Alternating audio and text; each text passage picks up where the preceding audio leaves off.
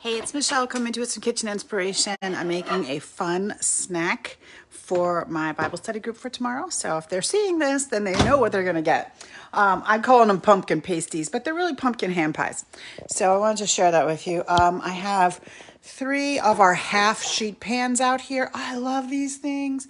They are so nice. Like nothing sticks to them, but actually this recipe calls for you to put parchment on them. So I am going to do that. And it also says to preheat my oven to 400 degrees, which I didn't do. So I have 2 ovens. I'm going to preheat both of them to 400 degrees. Cook time. Oh, that's not what I wanted. Bake 400. Start. And I'm going to do my bottom oven 400. Okay, so the first thing I'm going to do is put some parchment paper. The first thing I got to do is take my stoneware out of my oven because, you know, some of you guys understand that. Put some parchment paper sheets on. I thought these were sheets, but they're not.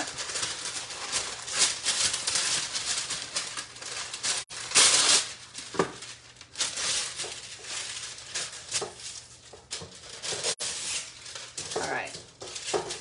I guess this must be the kind of thing that sticks to the pan, so that's what they told to do us that. Okay. So next thing I'm going to do is I'm going to open up my pie crusts. I don't know about you. I'm not a big pie crust fan. It doesn't really matter to me. It's more about the filling. I know there are lots of people out there who are interested in the pie crust, but to me it's not about the pie crust. So I always just buy the pre-made ones.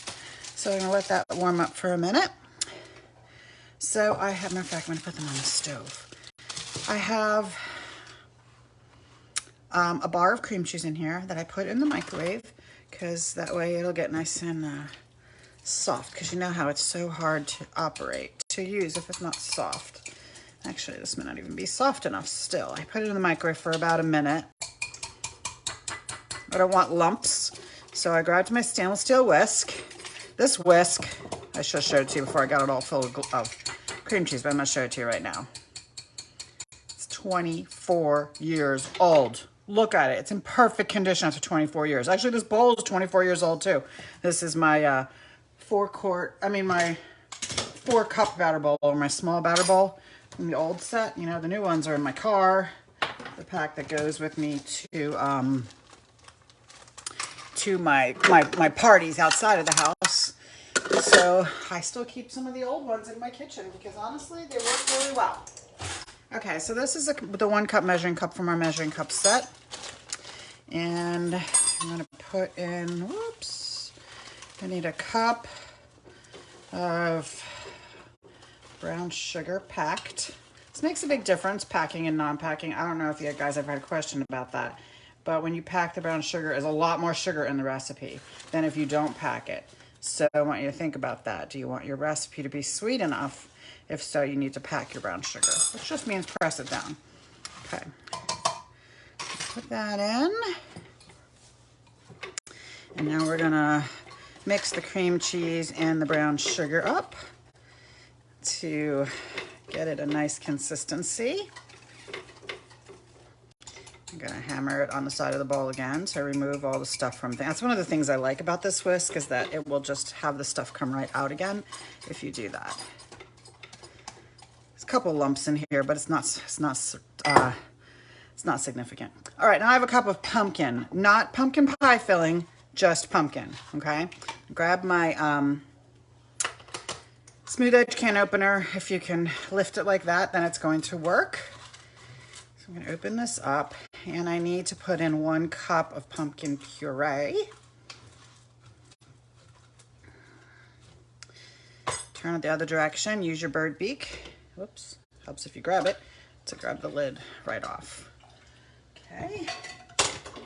And I'm gonna go back to that same measuring cup, fill it up with a cup of pumpkin. I'm actually doubling this recipe because the real recipe calls for ½ a cup each, and it's from butternutbakeryblog.com. Okay. I'm hoping these taste like my childhood, and what I mean by that is, I don't know if you guys have ever been to McDonald's during, the fall, but I'm not a big McDonald's fan, but one of the things I love, or at least I used to, I haven't had it in years, was the pumpkin pies. You know those little deep fried pumpkin pies? You know, they have the apple pies all year, but in the fall they had pumpkin pies when I was a kid, and I just loved them. So when I saw this, it reminded me of that. Okay, so we got our pumpkin in there, and then it says a half a teaspoon of pumpkin pie spice, which I don't have, so I'm going to create it. And I'm going to use a teaspoon because, so I'm putting some nutmeg, some allspice, not too much allspice, okay, because that's kind of strong, and some ginger. Come on, ginger don't want to come out. And some of our Corriente cinnamon. Now, if you have our seasonal, oh, this isn't open, so that's good. If you have our seasonal, what's it called? My goodness, I can't think of what it's called at the moment. You know, we have Cinnamon Plus, that's what it's called. You can use that, but mine was in the car and I didn't feel like going outside. Okay, because I had to move my car out of the garage and everything, so I just thought I'd make it. And a pinch of salt, which a lot of times I used to leave salt out of my baked goods, and then I realized that salt's an integral part of baked goods because it, the contrast of the salt and the sugar makes a huge difference in your baked goods. So make sure you're putting it in. Now, if your recipe calls for unsalted butter and you only have salted butter, which is generally what's in my house, then I leave the salt out because then you're double salting your food and you don't want to double salt it, right? I just close these before I spill them all over the place. Okay, so there's my filling. Cream cheese, brown sugar, pumpkin pie spice, and a pinch of salt. All right, now we're gonna go and do the fun part of this. But I gotta clean this off because it's got stuff on it. Okay, so I've cut, now this is another tool that's been in my kitchen for 24 years. And the newer version is plastic, but again, it's in my car and my car's in the garage. You can't open the back. Okay, so this is our baker's roller. So our newer baker, this one's wooden, our newer baker roller is plastic. Oh, I was like, what did I do with my pie crusts? All right, so I'm gonna open these pie crusts and roll it out on to this cutting board. You could just roll it on your counter if you want, but I like to do it on a cutting board. Actually, it looks pretty good, but I'm just gonna smooth it a little bit so I get the fold lines out of it. I don't really wanna make it any thinner than it is. I just kinda want the fold lines out of it. Mostly they're over here. Okay, now I've got like these are hand pies, right? So this is a pumpkin pie, a pumpkin cookie cutter the size of my hand. And I'm gonna cut, oh, I should flour that. That's what hand pies are, right? Pies you can hold in your hand. So I'm gonna cut out some pumpkins. And then I'm going to transfer the pumpkins over, I don't know if I cut these hard enough actually, now that I'm doing it. All right. So I'm gonna transfer them over to the pie, to the thing here, right? And I'm gonna take a tablespoon measuring spoon. I'm gonna put a tablespoon of the pumpkin filling there. Sorry, my counters are just not big enough when I'm doing a job like this. And then I have one of my little prep bowls. I'm gonna crack an egg in there. Grab a fork. Since my whisk is got pumpkin all over it.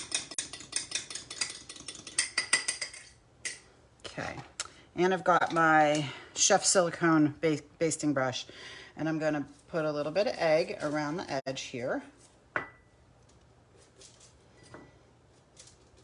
So I want this to be able to stick. I'm gonna come back over here to the pumpkins that I cut out. So I'm trying to find the right knife. And I'm gonna do a couple parentheses in this pumpkin.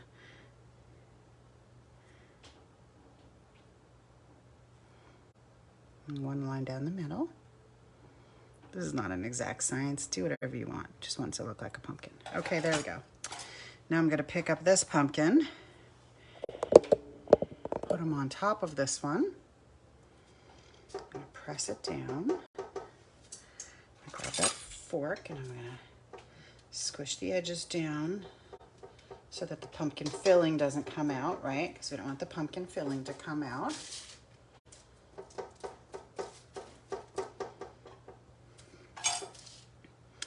I'm going to brush the top of this lightly with the egg for two reasons. One is it gives it a nice color, and the other one is I'm going to put a cinnamon sugar mixture on it. So I got about a half a cup of sugar and a teaspoon of cinnamon. Mix that up. And I'm going to sprinkle some on top here. And then I'm going to bake these at 400 for, I don't know, about 10 minutes. I'm going to make a whole pile of them. They're so cute. Aren't they adorable? So I hope you enjoyed that. Thanks for joining me. Do a little zoom in. I'll try to post a picture after they're baked.